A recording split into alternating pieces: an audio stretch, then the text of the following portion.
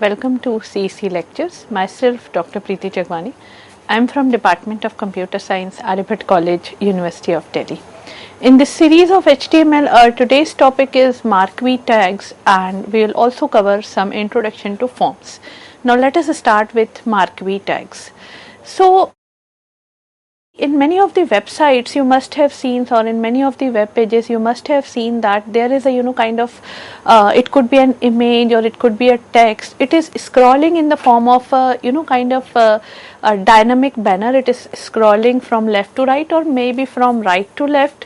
The direction could be top to bottom or bottom to top. So that kind of piece of text or image which is displayed either horizontally across or vertically down, that is basically known as marquee, or we can say that this is created, that effect is created by using a marquee tag in HTML. But please be careful that this marquee tag in HTML is deprecated in HTML5, and it is we can say recommended to use JavaScript and cascading style sheets in order to create similar effects as that of marquee.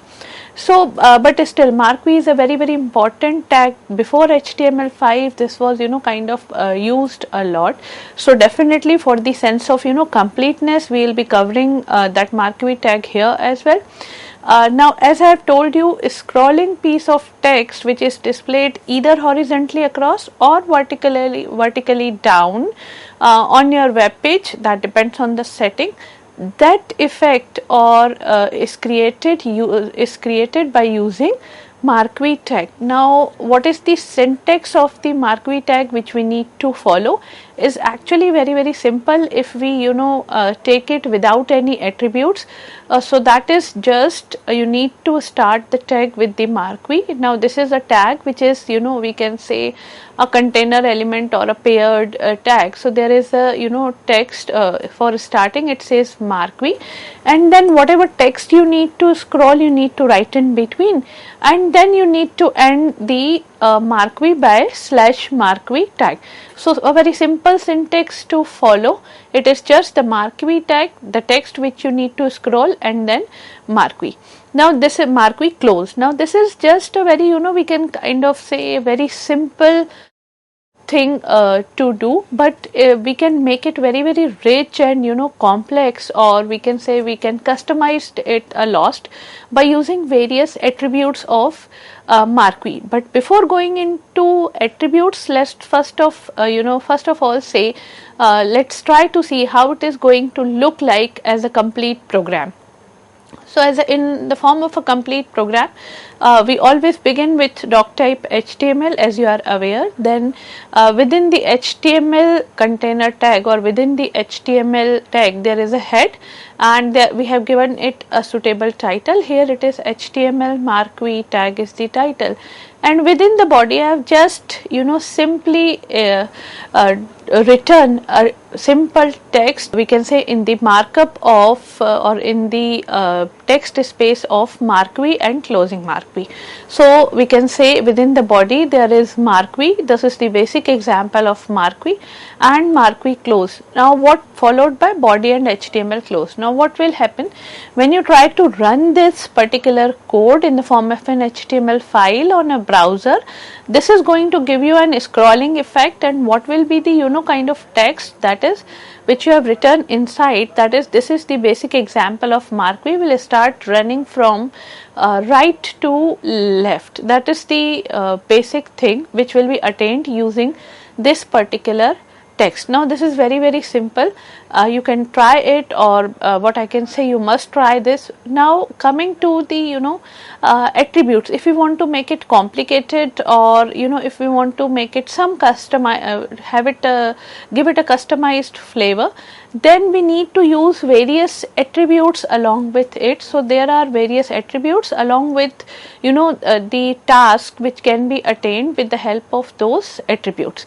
Now one by one we will be talking about these attributes, and then we will talk about the description as well, and we will see how these why these attributes are to be used and what will be the effect of using attributes. Now you all are aware that attributes are written within the tag. So how are we going to write the attribute, that we will discuss, but first of all let us consider the attributes. So the first attribute is width. So let's say if we say width is equals to 20% or maybe in some pixels, this is going to specify the width of the Marquee tag. Width of the Marquee tag, that basically it is going to kind of how much coverage it is going to have. So that is specified with the help of width attribute of the Marquee tag. It could be in percentage or it could be in pixel. Now coming to the next, which is the attribute height. It specifies the height of the Marquee tag as Marquee text, basically, as the name indicates. This can be a value again in terms of percentage or in terms of pixels, both can be there. Then we have direction. As I have told you that direction could be your Marquee text could go up, Marquee text could go down, it could be from left to right or right to left. So this is going to specify the direction in which the Marquee should scroll. Now this could be the value. If the direction value is up, the Marquee will scroll to up. If the direction value is down, the Marquee will go down. Similarly, if it is left, it will go to left, and if it is right, the Marquee will scroll to the right direction. So direction is going to specify the direction in which your text should scroll. Apart from that, we can have one more attribute here or some other attributes here, one of which is behavior. So behavior is, it specifies the type of scrolling of the Marquee. This could have scroll, slide or alternate. Now what happens is, scroll is, it will scroll from, let's say, left to right, and whenever the screen is going to be over, it can start from the next slide. Then we have slide. If the behavior is slide, now what will happen if we give the behavior as slide? Now it will go in one particular direction, and then in the next, just for example, it will go from left to right, reaches the termination of the screen, reaches the size of the screen complete, and then it will come back to its original position. Then it will be a kind of sliding window. It will be slided from left to right once, or from top to bottom, and again in the opposite direction. And if we want to change the direction alternately, that means, for example, the first one, it's from right to left, another one should be from right to if first one is from right to left, the next one should be left to right. Then we need to have the value of behavior attribute as alternate. Now apart from this, we have scroll delay as its attribute, which specifies how long to delay between each jump. That means if one Marquee is completed from one end to another, what will be the delay value in terms of microseconds, so that the another could appear. So this will have a value like absolute number, because I am talking about microseconds here. So this could have 10 microseconds or 20 microseconds or something of that sort. So that is scroll delay. The more you are going to specify the scroll delay, the late your Marquee is going to be displayed. Then we have attribute, which is scroll amount. So scroll amount is basically, it is controlling the speed of the Marquee text, and it is going to have a value of 10 or 20, any absolute value. So higher the value, higher the speed. So if we let's say scroll amount is equals to 10, this will be having a specific speed. And if we say scroll amount is equals to 20, then the speed will be doubled as relative to 10. That's very obvious. Now how many times this Marquee will go on? So how many times this Marquee should loop is basically controlled by the attribute loop.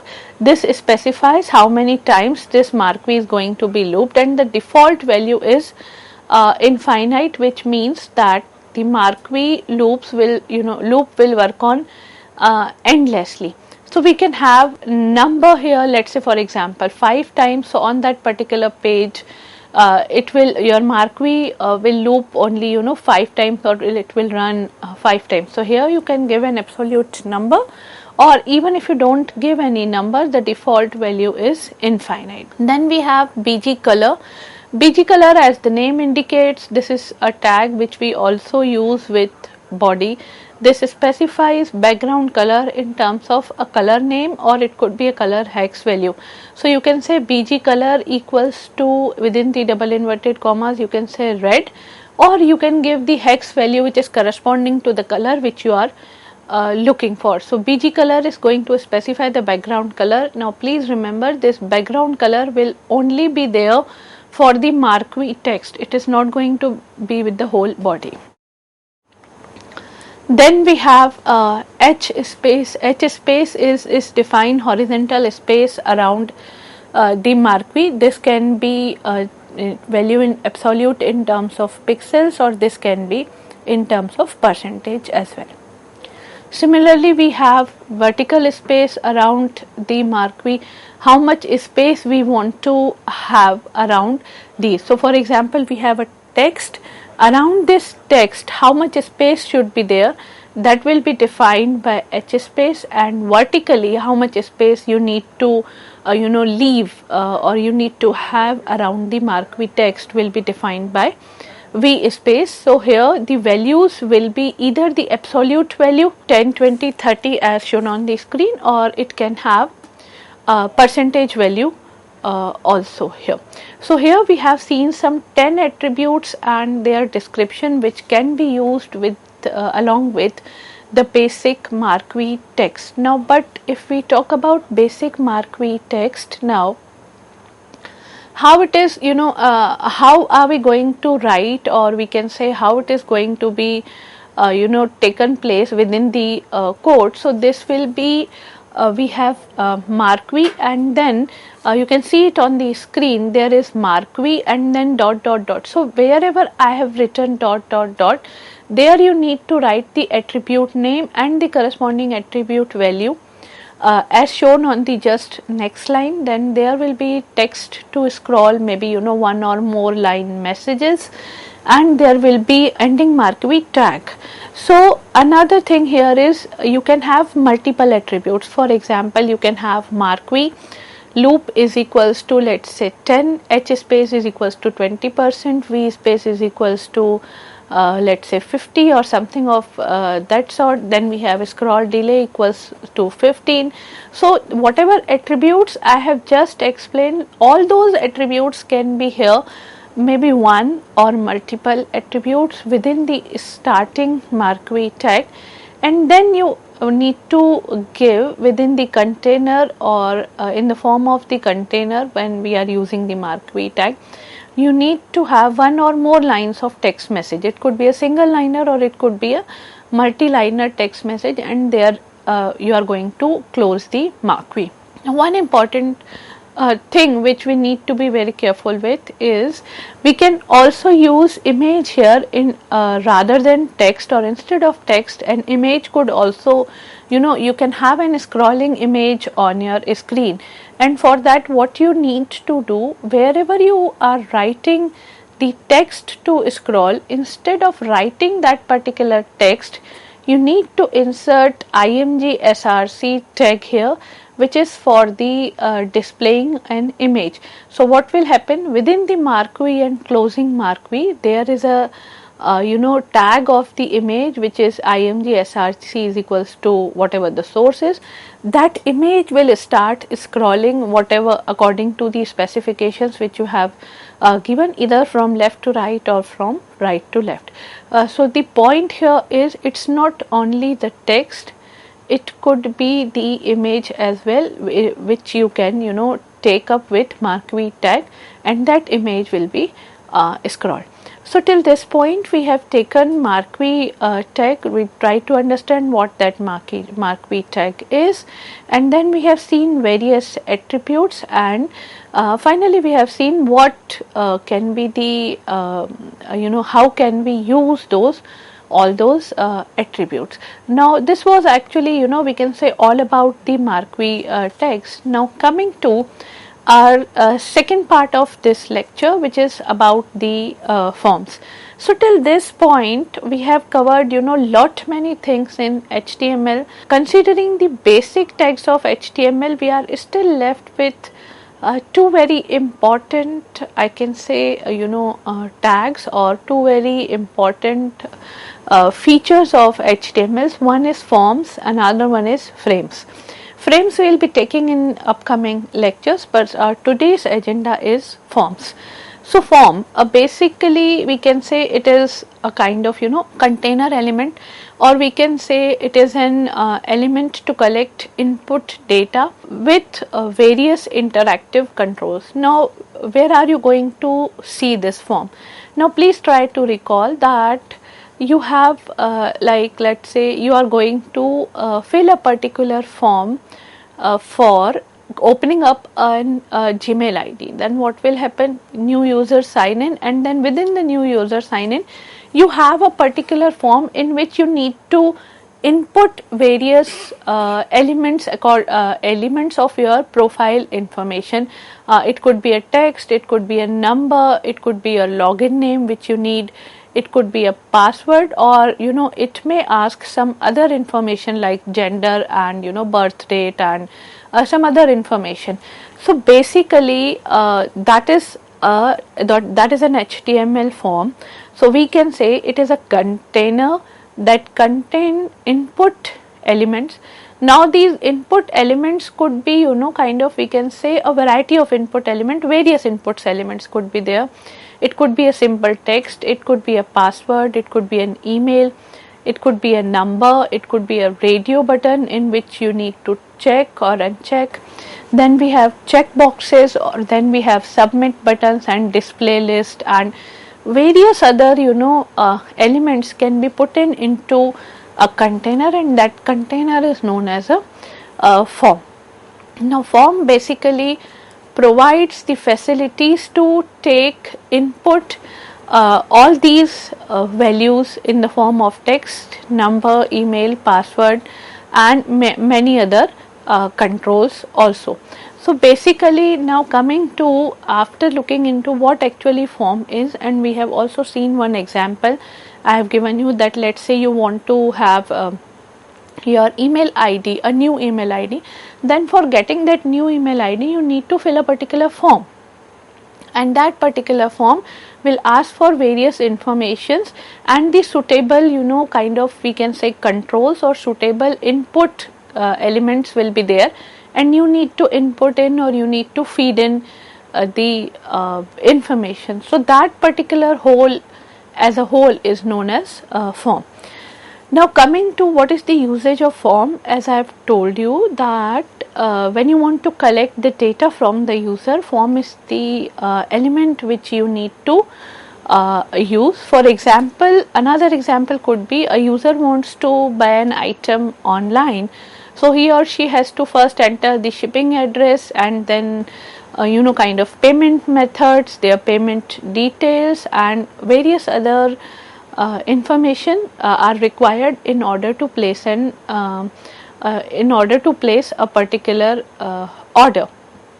So this is basically is the usage of forms. Forms are created by placing input fields. All these fields which I am talking about, it could be input fields, it could be some pre-formatted text, it could be list, it could be tables, or any other tags. So basically while using, or while we can say utilizing all these input fields within the paragraphs or pre-formatted text, and these input fields are those which we just talked about, this gives considerable flexibility in designing the layout of forms. But before going into details of the kind of flexibility or details of the input elements, let us first try to see what is actually the basic syntax in which the form is is going to take place, or how we can design the form. So the basic syntax for the form is between the tags of form opening and form closing. So we have form opening and then we have form closing, and within the form opening and form closing we will be we can say placing all the input elements or whatever, if you want to place any paragraph or if you want to place any list or table. So even if it is kind of a normal HTML tag or it is an input field, all you need to do is to place those things within the form. So as I have told you that form is actually a container element, and we will be placing input fields and other material into this container, and the syntax is form opening and then form closing. Within the form opening you can have various attributes related to how this data is going to be collected. Now before going into this thing, for example, what is happening here is whenever you fill a form, then you click on, let's say, a button which is known as a submit button. Now what will happen if you have filled the form correctly and each and everything is in the proper shape, then the complete material is you can say will not be displayed after clicking on the submit button. This indicates that whatever information you have given, that information is being collected by that form, and then this is stored somewhere into the backend, or we can say it is taken into the backend and then processed over there.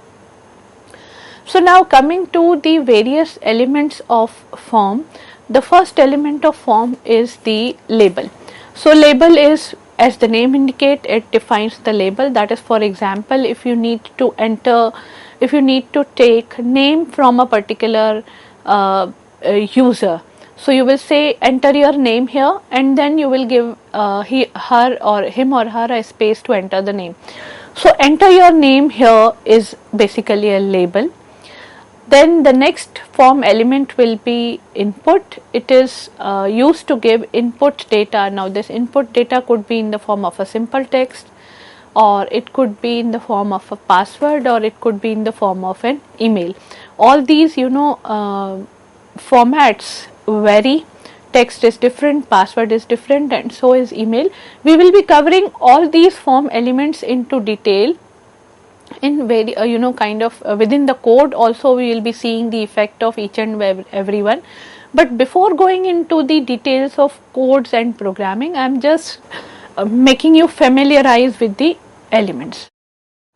Then we have a button, basically a clickable control to execute a particular functionality. Then we have a select element. It is used to create a drop down list. So you have seen that, for example, you need to select a particular city, let's say, and there is a list of cities of a particular state, and you need to select a particular city from that. That list is known as a select list. Then you have a text area. It is for long input content. So long input content could be, let's say, for example, a form is asking you about the what we can say, it is asking you give us one paragraph about yourselves, or give us 10 lines about yourselves, or maybe give us 2-3 lines about yourself. So that can be taken in the form of text area. Apart from that, there are some we can say control which are available with HTML5 only. So till this point we have seen a list of various elements in our previous lectures, or list of various tags in the previous lectures which are deprecated in HTML5, but here I am having a list which is introduced in HTML5. It is field set, legend, and the data list. We will be looking into all these things. Then we have output, which is to display the output of performed calculations. Then we have options, again options in the form of a drop down list, or we can have an opt group. It is used to define group related to options in a drop down list, and we will be soon covering all these elements into the detail. So till this point what we have covered in this lecture, let us try to summarize. In the starting, we have seen the Marquee and what actually the Marquee is, and apart from that we have seen the various attributes of Marquee. Then we started with form, tried to understand what is the utility of the form, and we have seen the brief or we have covered the brief explanation of each and every element of the form. The detailed coding of the elements of this form will be covered in the upcoming lectures. Here is a list of references. Hope you have enjoyed the lecture. See you soon. Till then, take care. Bye.